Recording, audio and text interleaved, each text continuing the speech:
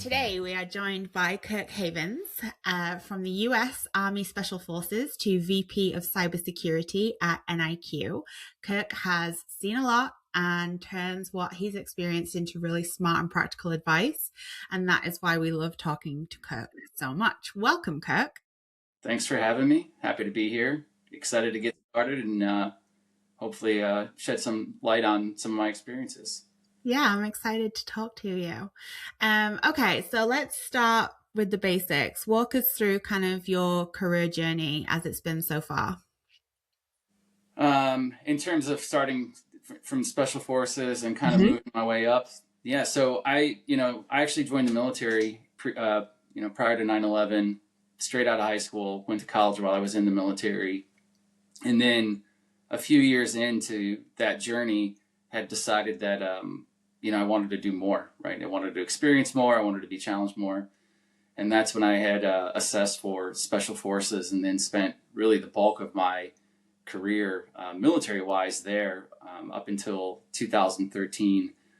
And that really afforded me a lot of different experiences, a lot of different exposure. That's where I had my first real, what I would call like technical exposure, and kind of marrying up our mission set with technical capabilities. And so it was interesting because it was taking somebody who, maybe had a more crude set of skills and refining them down and getting taught things that were very hyper technical, and then learning how to leverage them in that entire mission set. It was very eye opening, and it played a major role in my transition later on to the corporate world, where I was able to leverage business education with the military experience, with some of that technical foundation capability and the intelligence work that I was doing, and really kind of parlay that into a role providing cyber intelligence to a Fortune 500 financial institution, which was really different and groundbreaking at that time, because it was not something that people had heard of. It was not a role that many companies had, but it was at the turning point in which cyber attacks became really especially prolific, around the time where TJ Maxx and Target and places like that had just experienced their own major breaches, and they had major exposure. So it was an interesting time from an experience standpoint, and then entry into the civilian sector. So pretty fortunate to have lived through those things. Yeah. And how do you think your experience in special forces kind of shaped how you assessed risk and threats in the corporate setting? I don't think that there's really a lot of difference. Really, at the end of the day, it's all about the impact, right? So the difference of the impact is, on one end, you got life, limb, eyesight, nation, state, strategic interests. The other end, you've got strategic interests of the company, assets that are at risk, right? So it's really the same framework and the same formula, just in a bit of a different format in terms of what you're protecting and how you look at the impact of the risk at the end of the day. And in a lot of ways too, that helps you stay grounded, I think, because I see some people will come, even non-military personnel will come into the risk management space within corporate America, and they'll look at things as very catastrophic in nature, and that tendency to catastrophize is closely tied to anxiety, and I think sometimes angst gets caught up in the mix. Yeah, especially when obviously the work that is done in corporate settings is very important, but normally there's no lives in danger. Like there could be lots of money in danger, but generally no lives. So it wouldn't be a conversation with anyone these days if we didn't talk a little bit about AI and how that's changed the landscape of the work that you do. Yeah, I mean, it's changed substantially. AI has changed things substantially for us. If you look at it purely, and I'm sure we'll dive into deeper questions, but you look at it purely just from the cybersecurity lens and the threat landscape that exists, you see now AI-enabled attacks through penetration testing tools, penetration testing capabilities, exploitation of vulnerabilities that are out there in the wild, with a mean time to exploit that goes down now measured into seconds, right? In some cases, there's exploits being developed and weaponized before they're ever published, right? In much easier fashion. So you see some news recently tied to things like Mythos, if you're familiar with Anthropic and what they're talking about, and the ability to have success in developing exploits in different systems, different software. That creates a whole new set of challenges. But what I like to remind people of is that we're all faced with the same challenge. And so that creates a situation where, now we're forced to change our behavior, which can oftentimes be uncomfortable. Mm-hmm. Why do you think that is? Why do you think it's having such a polarizing impact on people? Not just the threat, but even the weaving it into our work. Why is that change, this particular change, so hard for people? Yeah, it's a good question. What I would say, I'd counter back with a question to you. Is change comfortable? I mean, but it's consistent. Like, I can't think of a time that we haven't had some big event or something come into play that's impacted business or the world, so but the reaction for AI is pretty extreme on both sides, actually. Like, the people that want to be perceived as very pro AI, like they're all in, like no thought, just all in. Right. And then you've got the people who are anti AI, and they won't look at any of the benefits. So I'm like, it's jarring to me that there's so much extreme belief rather than like a measured application of a technology. I agree. And I think that, again, a lot of it is anchored in not just the change, but I think it's the rate of change, right? And then so you take that rate of change and you match it to some of the hysteria that you hear in the media that's aligned to both sides of like what you just described. True. And so you end up with really what is just people kind of, what I like to define as like tumbling through the sky, just trying to find something to brace themselves against and some reality to anchor against, right? And sometimes, I mean, you even see it where it starts, feuds, like internal disagreements, you don't know what you're talking about. You don't know what you're talking about. It's like, okay, well, maybe none of us really know what we're talking about. Right. And like, we need to settle on facts and not be so, dramatic and use all this hyperbole. Right. Yeah. I think that there should be some merit given to some of the suggestions that have been made that sound like hyperbole. And there needs to be some consideration for how we bring people along and how we bring companies along and how we bring governments along. When I say governments, I mean, down to local level, public education, you name it, right? I think what is, to borrow from your words, change is constant. And what would be wrong for us to do is to try to ignore this and think this thing goes away, which I think is what, unfortunately, a lot of people prefer. And I understand, I'm actually really sympathetic to it. Like, I understand why people feel that, and I understand why they want that to be the case. But I also worry that they're missing the bigger picture. And by not adopting, it could have, bigger effects than they are anticipating against themselves, their family, children, spouses, etc., friends, you name it, right?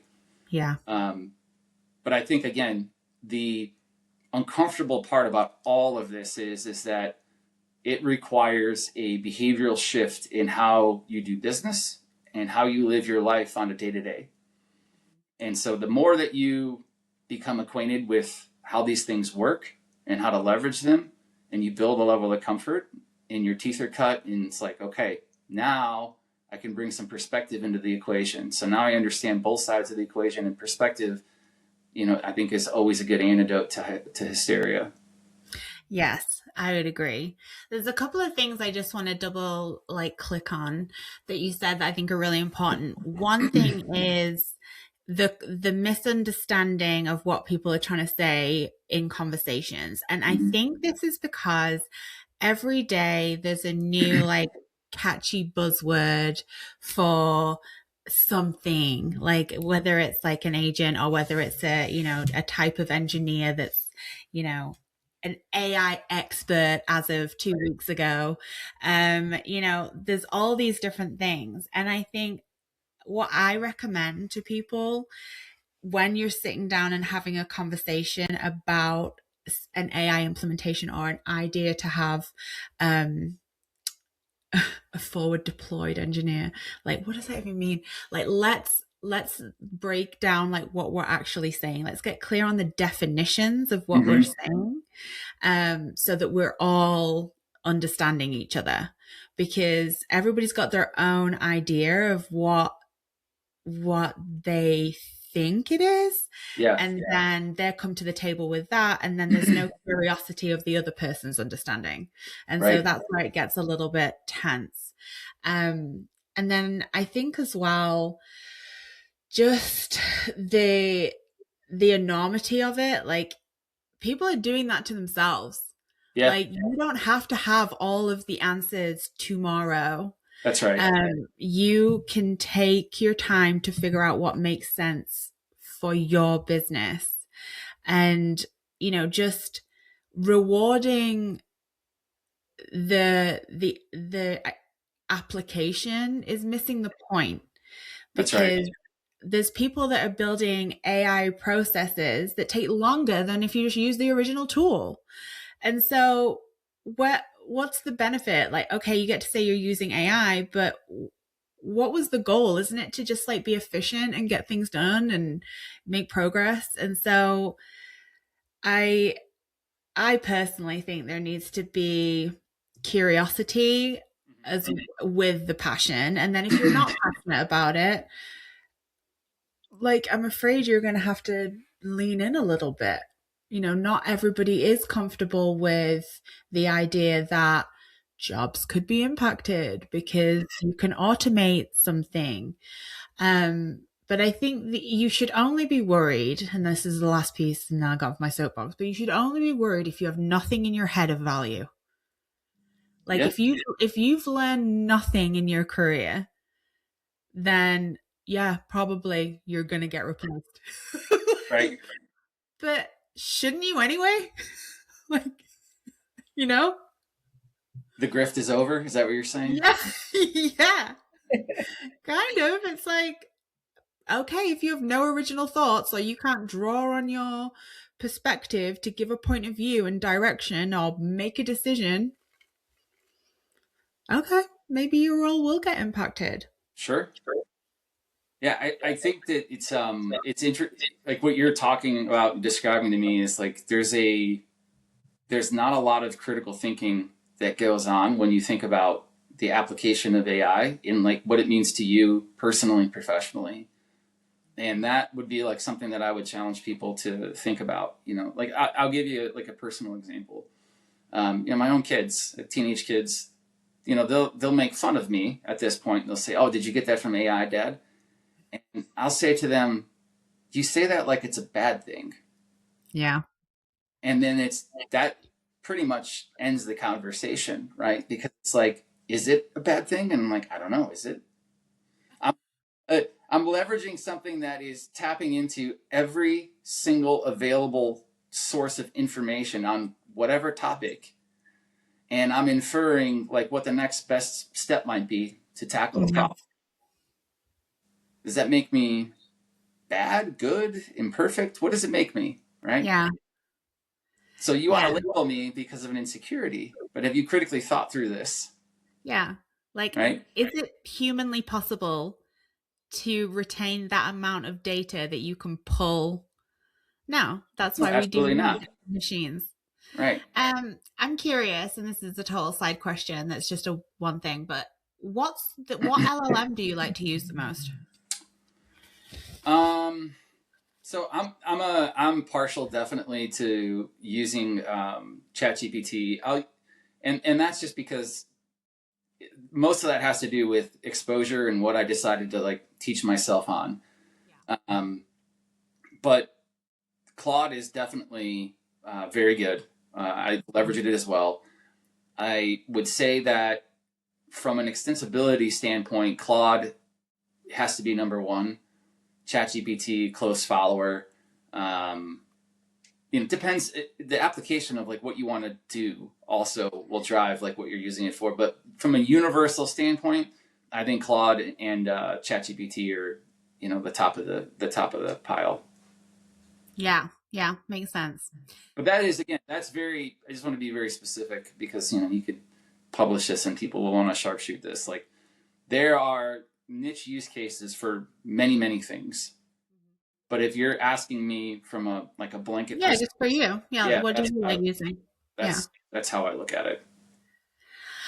And then just to kind of wrap us up on the AI, well, from my perspective, AI and cybersecurity, what do you think is currently being missed or misunderstood about cybersecurity needs in the AI era?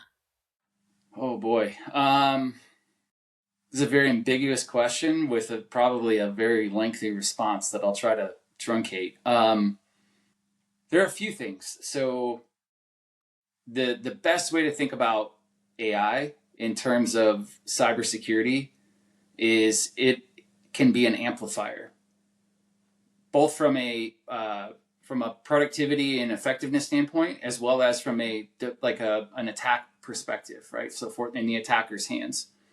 So an example would be if you're really good at A, B, and C with AI, you're going to be awesome at A, B, and C. If you're not so good at A, B, and C with AI from an attacker's perspective, you're going to get buried underneath A, B, and C. And so really like what that's a signal to do is if you're going to, and there's it's multifaceted, but again, I'm going to make this very simple. If you look at things from the perspective of AI for enablement, enabling the cybersecurity, the team and its defenses versus AI from the attack perspective and what you need to do, from defending against that, what you end up seeing is that you have to be really good from the internal standpoint at the basics, and then you can talk about enabling people with AI. Because back to some of your earlier points, if you don't have very clear ownership and distinct outcomes defined, you are going to spend a lot of time and likely a lot of money and be no better for it, right? And then when you're designing your defenses to protect against existential AI related threats, you have to understand yourself and the existing control plane that you have in your environment and how well that is set up and some of the challenges that you may face as a result of its disposition. And I think that those are really the guiding principles, or should be guiding principles for cybersecurity teams as a whole. That makes sense. I almost think that needs to be the guiding principles for like all applications of like be clear on like what your outcomes are supposed to be. Yeah, I think that's smart. It is, and I know Aaron has some questions, and I'll refrain from elaborating because I want to be courteous to Aaron. But I think we'll go down that rabbit hole a little bit. Yeah. I'm curious, and I'm going to go off our sort of preset questions just a little bit, Kirk, because this sort of popped into my mind as you and Amy were talking. But you have really been on the front lines of seeing major changes in the world of work and defense, both with the .com era and in the military, and then now with the entry of AI in the corporate world. And we've talked a little bit about change, but kind of curious from your perspective, particularly in these large environments, what has to be true in order for a change to be embraced, or something like AI to be deployed and for it to go well? Oh, so that is the number one thing to define. what has to be true for it to go well. And that is where I think a lot of places are a little bit, or not a little bit, maybe a lot bit wayward. And I think I understand why things are the way that they are. You can see in the last couple of weeks, the CEO of Coca-Cola and the CEO of Walmart both said, "Hey, you know what? We're going to step down. Like, we're not ready to go through this transformation. Like, we've seen enough. We're done." And you know, I actually give them a lot of credit for that. I think that's a bold statement, very honest, and I think I understand why they arrived at that conclusion. What has to be true is you have to be open-minded and understand. Again, I've touched on this already once, maybe twice. You have to be very understanding that this requires a wholesale behavioral shift. And what I mean by behavioral shift is you're going to have to change culture. You're going to have to change systems. You're going to have to change the things that people were comfortable with. Again, change, right? The things that people were comfortable with will no longer look the way that they used to look. And what's difficult, if I talk about it just from the cybersecurity perspective, is if unless you're in a company where you're selling cybersecurity products, you're a support function. You're not what I would characterize as the main effort, right? The main effort is we build the products, we sell the products, we generate the revenue. Very difficult from the support function side of things to generate change, because the main effort is really the main effort, right? And so you need all things to be aligned in a co-equal way in order for it to be seeded and function well, right? So that means, like, hey, you have to acknowledge your warts, set aside your differences, and align on a new way of doing things. Which, if you think about that just from an enterprise transformation perspective, forget AI for a minute. That is difficult in and of itself. Yeah. Right? Many companies have tried that, and many have failed at that, and many have failed because of trying that. So like that's it.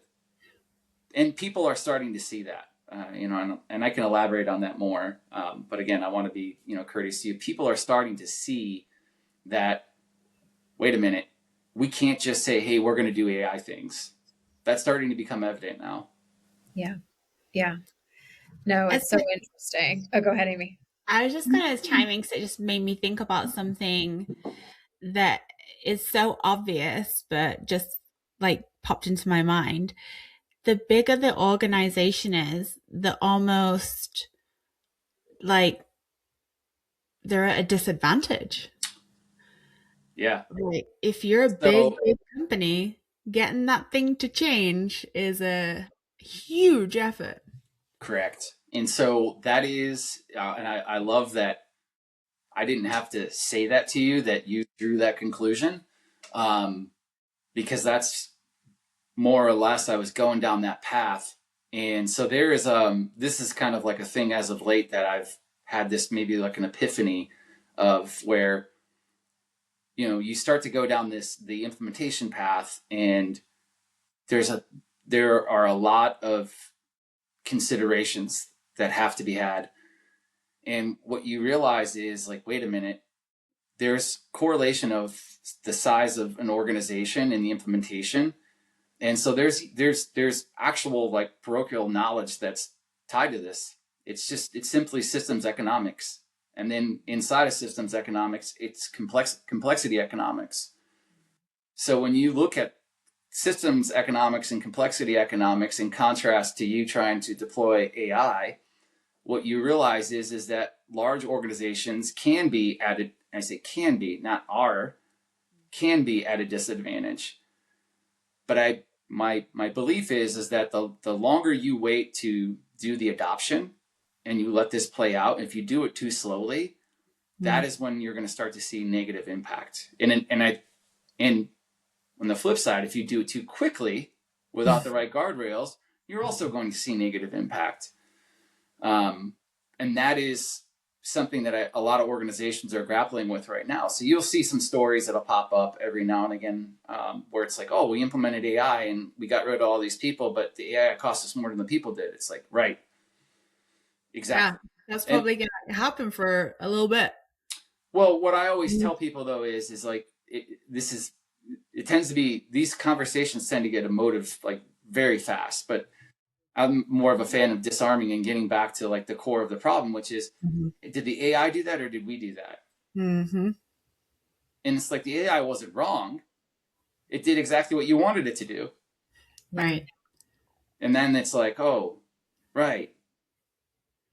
But there is going to be, a time period that the human automation mix is in flux. And that the cost up front probably is going to be more than a wage bill. Yeah. But again, like that is going to change. Yes. I think what concerns me, I mean, because how much money is wasted in corporate America every day, so watching this happen is no surprise. But what I think amazes me is just that like nobody's really clear on like what the goal is, what they want the people experience to be of their organization. It boggles my mind. Like, what's your long-term strategy for your business? Okay, you've got tools and technology, and they have changed exponentially and gotten way smarter. Great.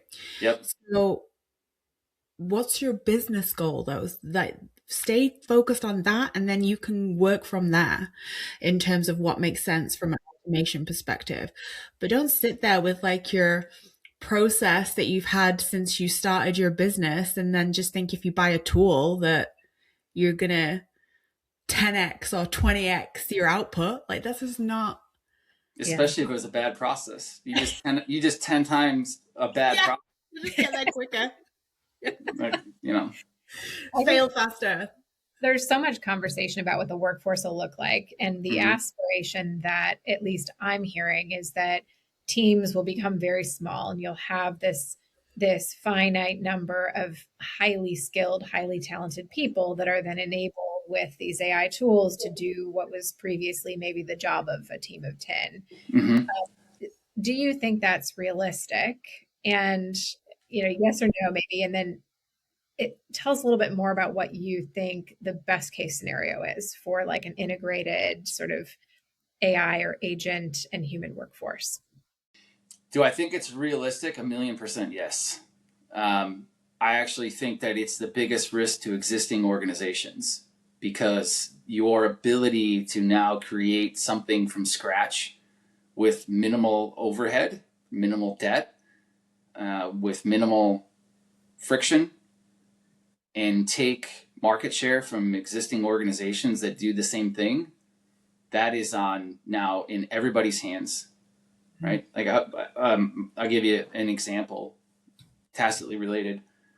My wife she does this design work on the side, interior design kind of work, kind of a side hustle thing. She loves it. She's great at it. People person. They hire her because they love her. It's great. My son gets this idea that he said, hey, you should build an app, Mom. So, okay, tell me more. I need a paywall. I need this. I need that. And while we were out to dinner one night, he starts fashioning up an app on his iPhone. And he's got a functional app by the next day. Right? So, like, think about companies that do similar things, House and things like that, right? Where you can post pictures and do things. He just basically replicated similarities. Now, it's not perfect, right? It's not ready to, make $1 million, but the idea that a 14-year-old kid can spin something like that up while having pizza with his family. Yeah. What does House have to think about that? What does Pinterest have to think about this, right? In terms of like what would have to be right for adoption, there's a new concept, and I think it's almost like ahead of itself, ahead of its time. There's a new concept in technology that's out there, and I think that it's perfect. It should serve as the anchor point for all business functions. Anything, all your universal services within a company, right? HR, finance, legal, technology. And it's this concept of observability pipeline, right? So if you think about it, AI and agentic AI, and the term agentic, agency, means like to have agency, to make decisions. Mm-hmm. If you think about it, it's basically a person, right? I'm not giving it all like the sentient qualities, but it is a person. So let's think about it in those terms and how we manage it. An observability pipeline is set up with policies, provide standards on how to build something, provide standards on the identity, what it can and can't do, what this person can and can't do, right? It's governed, it's monitored, it's all of those things, just like you would for one of your employees, right? I think if you anchor to that observability pipeline concept and you define in each one of the verticals of the shared service verticals what is and isn't acceptable, you're going to be leaps and bounds ahead of where anybody else is. Because that right now, this is industry wide. What I see is you see a lot of people that are like getting these, they're getting these mandates, do something, right? A lot of that is pressure from investors, pressure from the market because, hey, this buzzword means, N% increase in value, right? And then unfortunately, a lot of employees hear it and it's like, they said do something, so we're going to do something. And then they go and do something not realizing, hey, there's really not a lot of value to this, or, hey, you just exposed us to a lot of risk by doing this, and then it runs until it doesn't anymore. And that's where I think a lot of companies are starting to, like the checks coming due now, a lot of companies, and they're starting to see these tabs and it's like, wait a minute, we didn't count on that. We thought we turned this on and we're going to get value out of it.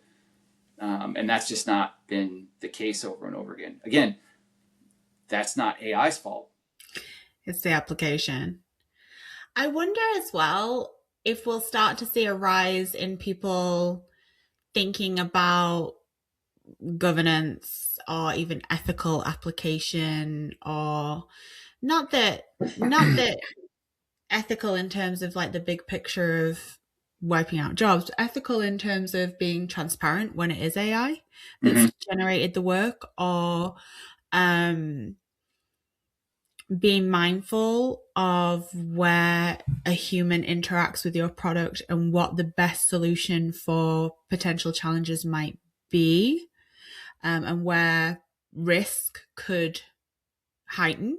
I wonder if we'll start to see a rise in like jobs that would help with that, or if the expectation is going to be that that's what your C-level does. They govern the application. But I don't know if that's the right fit. What do you think? I think you're starting to touch in the complexity economic side of the equation. This gets really complicated really fast. So what you're describing is you need an agent to watch the agents, which is a real thing, by the way. It's a real recommendation, a real application. But like the more you layer that complexity on, the more costly things become, right? And so that's a very difficult problem to solve.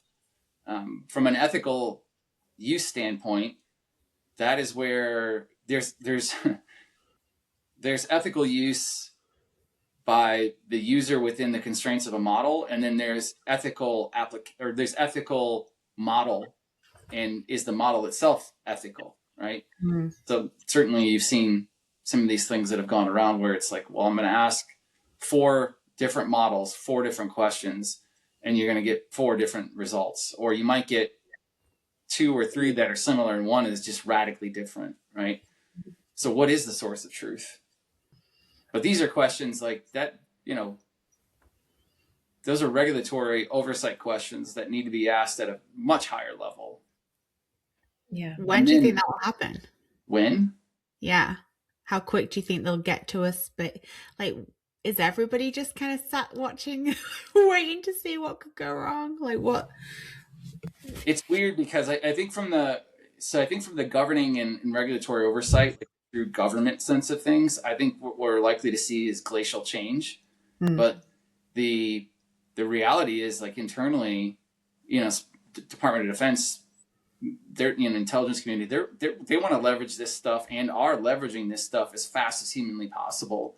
Mm-hmm. But it is in the same way that businesses do, because it is powerful and it is very useful. Mm-hmm. However, unchecked, like, you start to have, or you should, I think we should question, where does the concentration of power start to sit? Mm.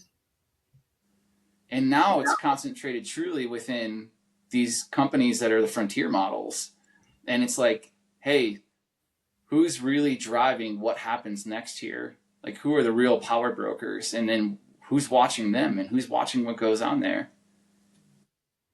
I mean, the challenges as well is that, you know, you've got the companies that are creating the technology that will benefit from it being widely adopted, and they're taking charge of the narrative in a lot of ways. Mm-hmm. But it's not like our government is set up to deal with this kind of problem. I mean, it wasn't that long ago that they were interviewing Mark Zuckerberg and they didn't even know how Facebook Messenger worked. So how can you expect these people to come up with a regulatory philosophy on something they probably don't understand? Right. And I would say, in addition to that, it's not an accident that the folks that are responsible for these frontier models are also volunteering to help draft regulatory oversight frameworks. Yeah. Right? There's some value in being part of the solution here. Yeah. And but where, sorry, I'm just like, where else would you go though? If you don't go to, you know, your tech leaders, you can't ask your government, Mm-hmm. where do you go? Yeah, I mean, so these are the hard questions. So this is where I think people, and I think it's actually healthy to kind of go down this path so long as you stay grounded. But this is where you start to get down these paths of like 80% unemployment. Everybody's losing a job. Everything's going to be free. Like universal basic income for all, universal high basic income for all. Like all of these concepts start, you know, coming out. This is another one. Like I've brought this up many a time. Like how will we govern inside of a country where you have the problems that you just, you know, so eloquently laid out, and in a situation where the application of AI, if you look at it from, like, let's just look at it from a nation state to nation state conversation, AI creates a situation where a small organization, or a small country rather, a small nation state, can have a disproportionate impact now because of their application of AI, their application of asymmetric intelligence gathering and asymmetric warfare associated with AI. Now, a country that is a fraction of the size can project a tremendous amount more power than they previously could, right? So now you're talking about difficulties in governing, not just from a defense side of things, but how do you govern the defense side, also the economic side of what's going on inside your own country, when you have a very high concentration of power centered in a handful of companies that are effectively dictating, you know, what will unfold and how things will unfold, and in many cases at what pace it'll unfold. But what you end up seeing is what I think, if you believe anything that, you know, that Elon Musk says, you end up in like the singularity conversation, which is you can't really see over the horizon of like what's next. Now you can iterate through, but I always try to, and I think there's truth to that. I try to ground myself in reality though and say, like, okay, we're worried about 80% unemployment, have we ever considered what 40% unemployment looks like? It's like, wow, like, right. Okay. So if, the bank forecloses on your home and they foreclose on everybody else's home, does the bank exist? Oh, and it's like, yeah, we never make it to 80%. Okay, well, who's responsible for, solving for that problem? I don't know. Universal basic high income? I don't know. Right? So my grounding in that is to really say, hey, you know what? I am choosing to be aware of what's happening and how to leverage these things and how to apply them to be beneficial, what the harm could be in using them for nefarious purposes, and trying to make sure that I'm living in a way where I'm prepared and not necessarily caught off guard, right? Yeah.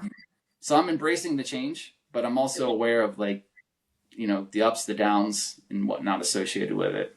Yeah.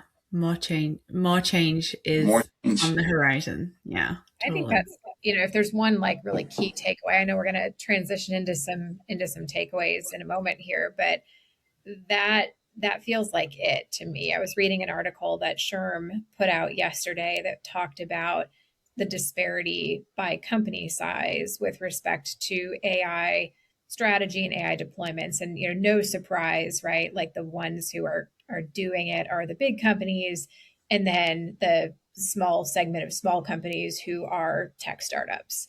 Mm-hmm. And in between, they surveyed this population of smaller and mid-market companies to say what's getting in the way, and the answer is we just don't know where to start. Mm-hmm. And so I think the guidance that you just shared, Kirk, around you have to start, you have to sort of inventory what you know to be true and start to make kind of one foot in front of the other steps towards transforming your business before it's obsolete. That's where people start. And I think it's, it's a great message of, maybe instead of thinking 100 steps ahead all the time and just being consumed by that, how do you start to make measured baby steps in the right direction, or at least in the direction that you feel is right, knowing what we know today? Agree. 100% agree. Yeah. It's fun to go down that rabbit hole and, theorize behind or what's going to happen. But again, that's where I think that's where a lot of, at the outset of the conversation, Amy, what you described, I think that's where a lot of that angst comes in, though, between people. I think this, or I think that. I'm not touching this. I'm not touching that. I'm going to do it this way. It's like, okay. I mean, the reality is, though, whatever's going to happen is going to happen. There's no stopping it. So that would be the worst mistake at this point, and I have people tell me frequently, speaking to the government, I have people tell me frequently, well, we'll regulate it. We'll stop it. And it's like, no, the government knows that's not possible, right? Like we're in a literal arms race with near peer nation states. Like they're not stopping. There's no way. We can't afford to stop. Like our economy now is way too dependent on it now. Right. Yeah. So stopping is not an option. So people should really flush that from their vocabulary. I worry more if you want to talk about concern, there's going to be this bridge time for what is it, Gen Z, I guess you would say. Like there's going to be a bridge time where it's like you're educated in a time where it was still very public school. You went to school, you got the books, you learned, reading, writing, arithmetic. Like I think that is going to be so antiquated in the next 10 years that the kids that were learning what they learned in their first, 5-10 years of school would be semi-obsolete. Now, not entirely, because I think that crystallized intelligence is very important, and it makes you a better operator utilizing AI. 100% believe that. But I think the delivery method for education is going to be the hardest shift, but it's going to be monumental, I think. I mean, some would say it needs something, because it's not like the US have a great reputation in the world for having a solid education for um, under 18s, and then college is very determined on your financial situation, on what type of education that you get. So it's kind of crazy, but that's not true anymore necessarily. It's funny, I was just having this conversation the other day because I was with a client and we were looking at profiles on LinkedIn, and instantly they were like scrolling down to the education, and I'm like, that is so irrelevant. Sure. Like, this person, what you want this person to do, like, didn't exist when they were in school. So what does it matter? Right. What does it matter? Like, yeah, you're hiring for aptitude. Yes. Yeah. Yes. And that's a big shift for some people. It's like, forget, how you used to assess a resume. Now you're going to have to talk to the person and understand how curious they are, how they think through a problem, what their appetite is for learning. And that, people haven't had to assess people like that before. It's been like, well, I've done this job for 10 years in different companies, so of course they're going to be good at here. And let's just, make the hire. And plus, I know a few people that went to that school and they're super smart, so I think we'll be fine. It's just not relevant. Yeah. It's totally different now. The people that you want are probably like hanging out, building crazy things on their own with no education. Like they're just curious. Entirely possible. Yeah, I mean, that is one of the other like points of consternation, is like, what does the education even look like? Like, what's the relevance of going to college? A lot of people are starting to ask that. A lot of parents, I hear, are even starting to ask that question. It's like, what are you going to teach them that they can't otherwise learn themselves? Right. But then there's a real gap in communication and just the basics of being a human on earth that people struggle. The longer you spend in education, I think the harder you find life. It's just, it's like it's the name academia, right? Like taking a very academic approach to a practical issue. You can sit there and hypothesize and teach to like how to tackle a problem, but then ask the person like, okay, well, how many times have you faced that problem? I've never actually faced the problem, but I thought about it a lot. Okay, thanks. Yeah, because when you're in the hot seat, it changes. Everything changes. Yeah, of course. There's another. I thought you were going to go a slightly different direction. There is there's a shift there. This is not like the catastrophizing sense, like side of things, but there is a shift that I see happening, and my wife actually sees it happening too in her line of work, in the mental health profession. There is a shift where that communication. So I would first, just to put on the table, 100% agree. Being able to communicate effectively is important, but its relevance to like business and what you do as a job, I think, is going to become potentially less important. I'll qualify that. I know that'll sound challenging to some. I don't think that's a universal like an absolute, by the way. I just think in many cases, because the more that we leverage AI, the more it depersonalizes things. And so what you see now is, and I even find myself doing this to a degree, what you see now is you'll see people, they will have very personal relationships with the AI that they're using. Yeah. Right. And so it's, in some cases it gets unhealthy. But you see the establishment of like a real relationship with some of these things. Yeah. And you can, if you're using the tools long enough, like you could recognize why. But I think it's dangerous in the sense that if your input into that mechanism has a dramatic impact on what the output is. Mm-hmm. So you end up in this like an echo chamber of self-fulfilling your own. prophecy. Yes. You know, so you have Yeah. to be very careful about like what you're doing and how you treat that. But I can see already how it's depersonalized a lot of engagements. But I think that, if you're talking about the level of efficiency that I think can be brought to bear, that may be one of your greatest touch points. I mean, truly. Crazy. Crazy. Are we ready to do the wrap? Let's do it. Okay. What is one company type that is most at risk right now? One company type most at risk. So the consulting firms, I think, are majorly at risk, and they are definitely scrambling to change their business models to find ways to integrate AI. Mm-hmm.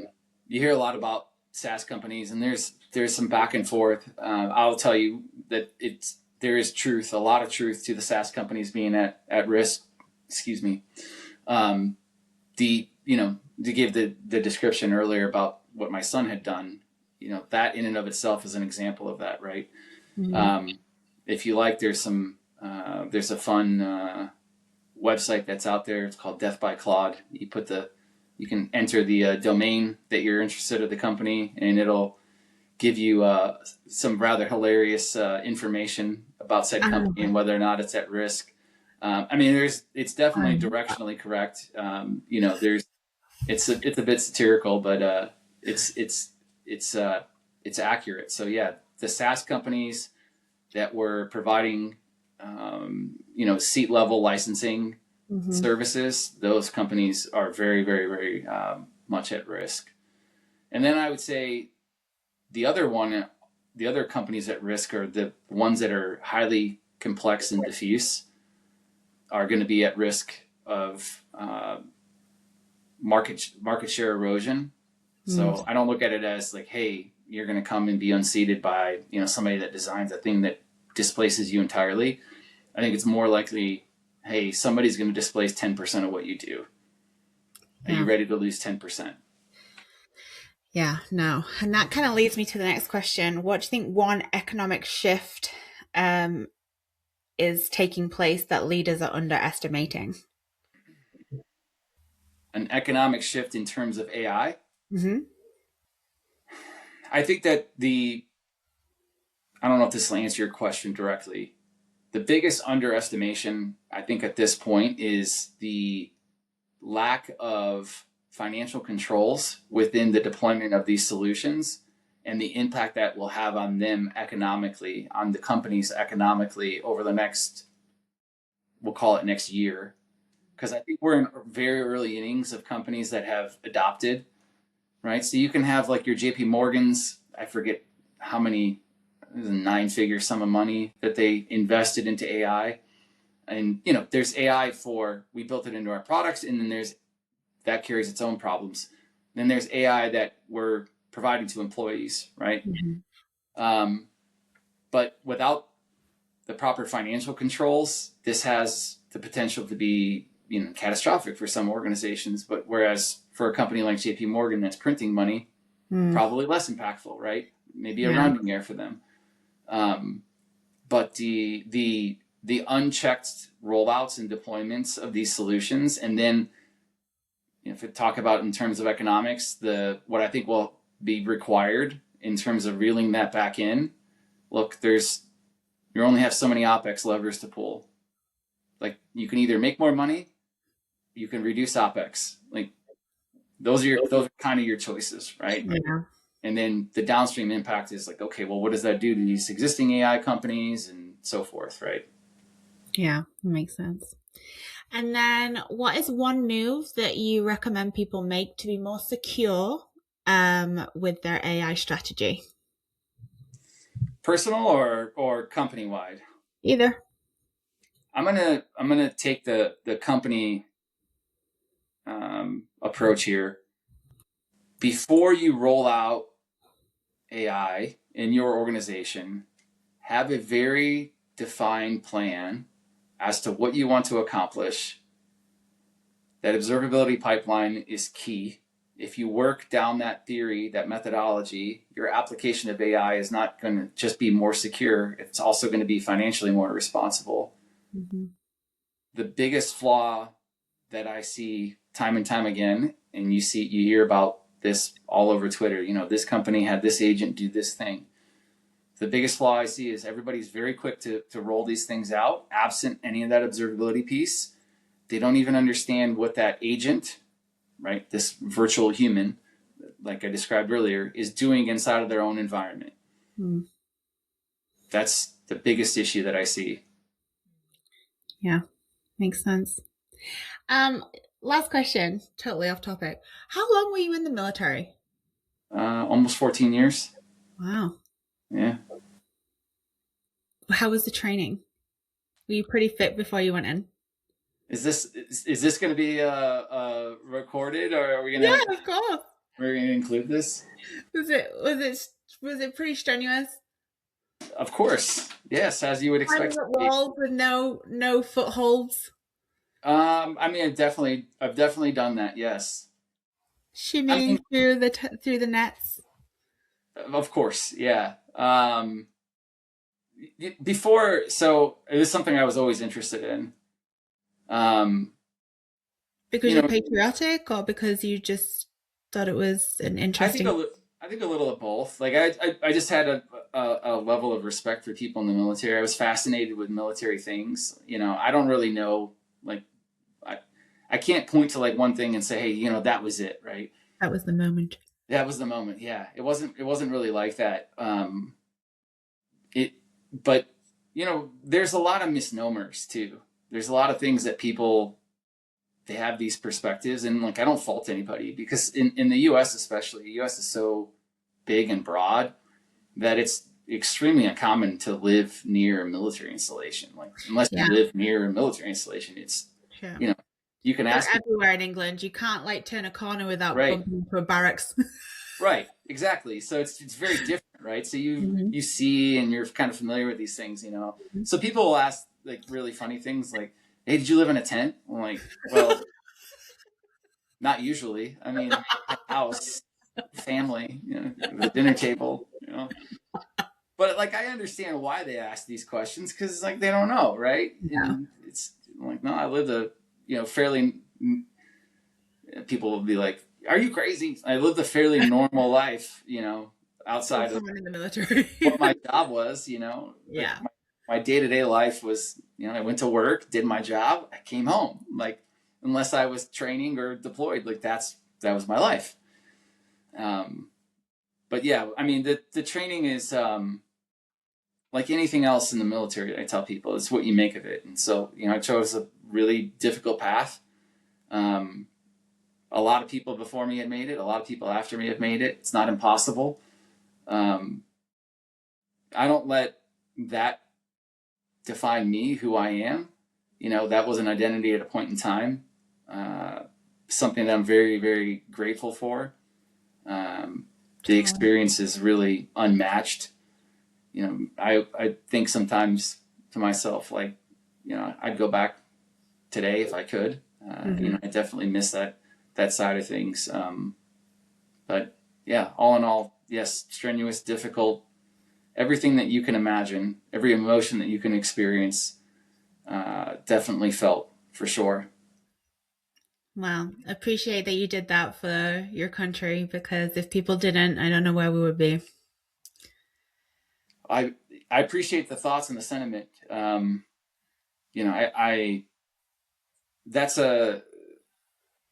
I hear that a lot from people, where people will say things like, hey, I'm not gonna, not my child, not my kid.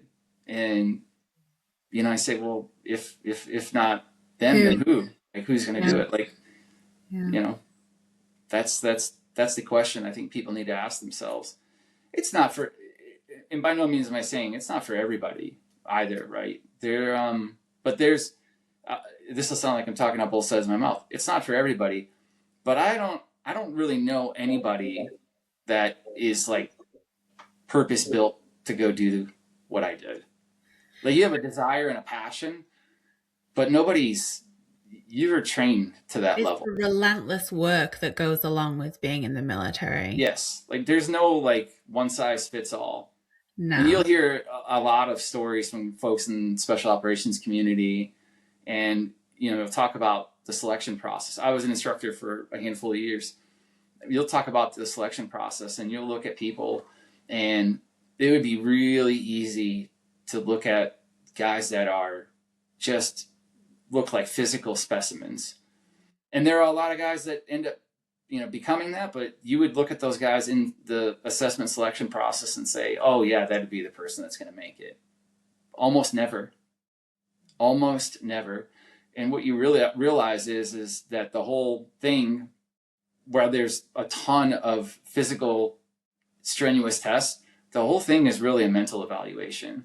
Yeah. How strong are you mentally to go through something and keep going, even when it feels horrific?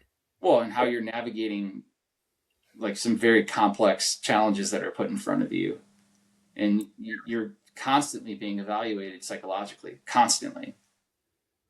Oh, I wouldn't last 5 minutes. I think you might. Yes. You might. No way. Number one, I don't crawl. Number two, I haven't had a good bill of mental health since 1986. The physical part would be hard for me. I'm too old at this point, I think. A lot of gym days to prepare for. Not even on my best day could I do that. Well, it's like my one of my son's teammates, the father, he asked me last summer, when the tensions with Iran had first kicked off, he's like, hey, could you go back and be on a team right now? I'm like, are you crazy? Like, have you lost your mind? I'm like, they would leave me for dead. I would be a liability to them immediately.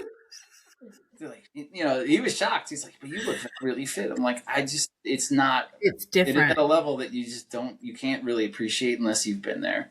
Yeah. And it's, and I have a tremendous amount of respect, and like, that's the standard that I expect that they continue to uphold in those organizations. But there's just walking, you're not doing that in your mid 40s. It's not happening. That's why you got to promote. If you're going to stay in, you got to promote. Oh yeah. Not behind a desk, not out there doing the crazy shenanigans. Well, that was, ultimately that's why I decided to retire when I did. So I was injured pretty bad in 2013, and I spent a number of months in and out of the hospital, and it was really like, okay, well, you're not going to be operational anymore. And for me, it was like, I've been promoted already there was only really one more level I could go up, and I didn't want to sit behind a desk the rest of my career. It felt like it didn't feel like I was doing what I was supposed to do, so it was time for me to kind of like pack it up and make the journey into the civilian sector. So, well, I'm glad that you did. Then I got to meet you. Been brightening up my world since 2017. It's been that long. Yeah. Well, good to chat with you, Kirk. Thanks so much for your time. Same here. Thank you. Take care. Have a good day. Bye. Bye-bye.